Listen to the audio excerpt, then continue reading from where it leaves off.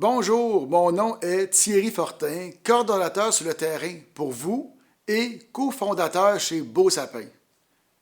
Cette capsule dédiée à nos livreurs a pour but de vous rappeler l'importance d'être cordial, sympathique et professionnel en toute situation. Je vous expliquerai aussi les différentes étapes à suivre partant de l'accueil du camion jusqu'à la livraison chez le client. Le succès de notre entreprise ne repose pas simplement sur le fait que nous livrons des sapins de Noël.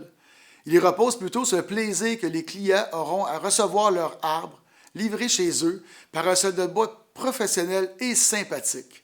C'est la clé qui fait qu'un client va revenir chez nous l'année d'après et parler de nous positivement à leurs amis. On ne vous engage pas parce que vous êtes le meilleur livreur ou le plus rapide, mais parce que vous projetez une image qui va être magique et enjouée à la venue du temps des fêtes. Soyez toujours professionnel et courtois en toute situation.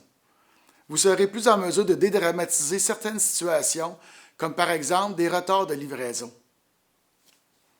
Par expérience, les clients ne sont pas intéressés à ouvrir la porte à un livreur qui semble trop pressé, non déguisé, qui sent la fond de tonne ou qui a l'air bête. Dites-vous qu'en sortant de votre camion, vous entrez en scène. Comme dans les parcs de Walt Disney, chaque personnage se montre sur son meilleur jour. Vous devez donc être rapide et efficace, certes, mais tout en restant professionnel dans votre approche.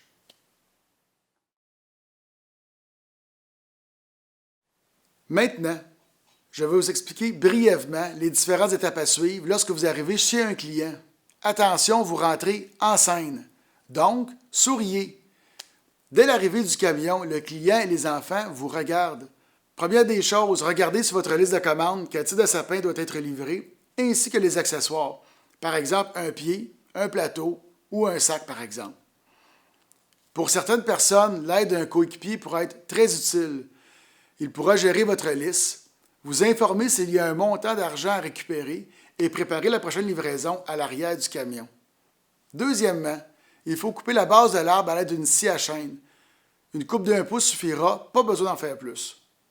Ensuite, cognez l'arbre au sol pour enlever les épines.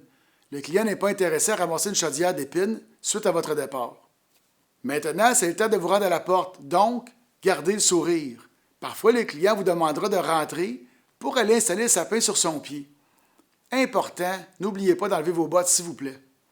Une fois à l'intérieur, ne coupez pas les cordes autour du sapin. Dites-lui d'attendre environ 2 à 3 heures avant de le faire. Ce n'est pas à vous de le faire. Vous devez lui dire que c'est normal que le sapin perde ses épines, de l'arroser fréquemment, surtout au début, et lui mentionner que la base a été fraîchement coupée. Une petite surprise est toujours la bienvenue. Donnez des petits soldats de bois aux enfants. Certains adultes vont aussi vous en demander. Les soldats seront dans une boîte identifiée à cet effet dans leur remorque au quartier général. Les pourboires que vous recevrez sont sur une base volontaire seulement et sont habituellement conséquents au niveau de service que vous aurez donné. Après la livraison, gardez le sourire. On vous regarde toujours, même lorsque vous sortez de la scène. L'expérience client continue jusqu'à votre départ. À toutes les fins de semaine, un petit sondage est envoyé aux clients sur la qualité du service. Nous donnons des prix en argent pour les meilleurs livreurs. Donc, il faut inviter le client à y répondre.